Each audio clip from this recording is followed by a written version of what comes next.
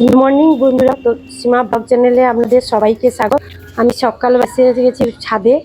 এই যে দেখুন আমার গাছগুলো, কদিন বৃষ্টি হয়েছিল গাছগুলো ঠিক ছিল, আবার দেখছি হলুদ হলুদ হয়ে যাচ্ছে। দেখেছেন গাছগুলো কীরকম হয়ে গেছে। এই যে ফুল ফুটেছে, যা ফুল ফোটে আমার ঠাকুরের জন্য আর বাইরে থেকে ফুল আনতে হয় না, মোটামুটি হয়ে যায়। এই যে দেখুন, এই যে সাদা ফুলটা কি সুন্দর লাগছে না।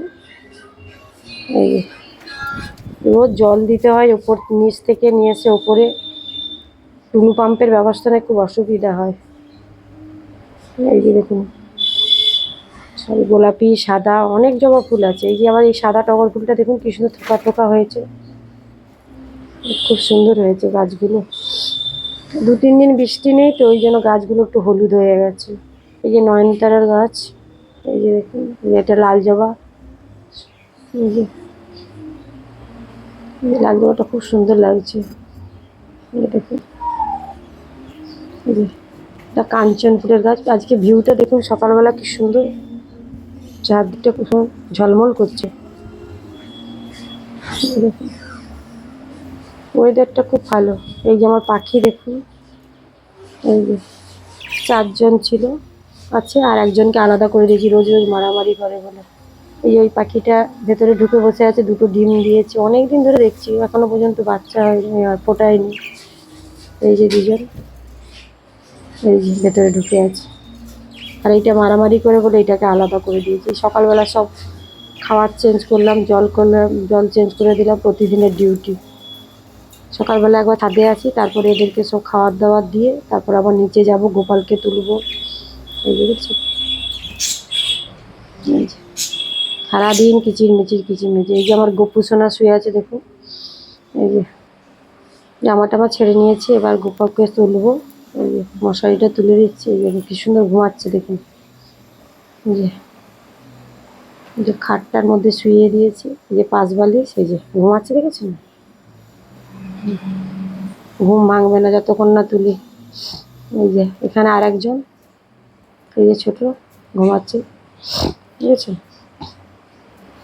এটা এটা আগে ছিল, এই বড়টা এইবারে নিলাম জন্মাষ্টমীর আগে। এই যে ঘুমাচ্ছে। 2জনকে তুলবো, তুলে একটু জল বিস্কুট খেতে দিয়ে আবার স্নান করাবো, জামা কাপড় চেঞ্জ করাবো, বাড়ির পুজো দেবো। এই যে নিলাম, এই যে জামা পরিয়ে দিলাম। সকালবেলা এই রাত্রিবেলা গরম থাকে না, ওই জন্য খুলে দিই সব কিছু।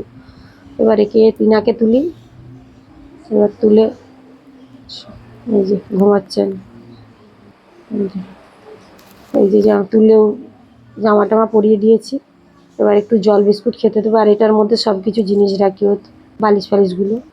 এই যে মুখটা ধুয়ে দিলাম, ধুয়ে ওনাকেও মুখটা ধুয়ে দিই আর সকালবেলা জল বিস্কুট দিই। আবার দুপুরবেলা চান টান করার পরে কোনো এঁটো কাটার কোনো কিছু করে দিতে পারি না।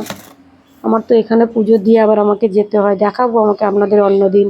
গোডাউনে ওখানে রান্না বান্না সব কিছু হয়, আর এখানে পুজো দেওয়ার জন্য আমি রাত্রে থাকি, ছেলে আর হাজব্যান্ড ওখানে থাকে।